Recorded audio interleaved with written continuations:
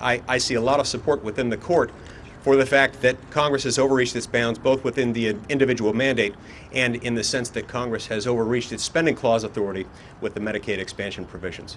Regardless of where the court comes down, I think it's important for liberty-loving people throughout America to recognize that their freedoms are at stake.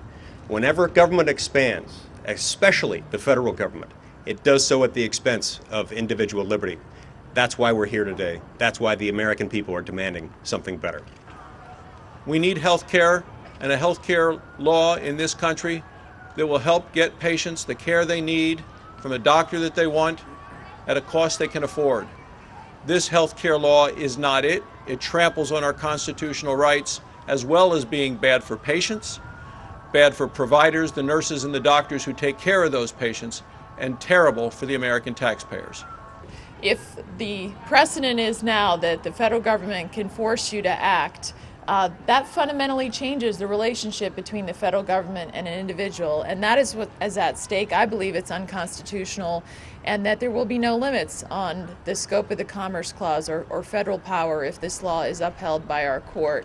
This case is about literally turning the hinge of history on American government. Will we be a form of limited government, or will this body have limitless government? That's really the question.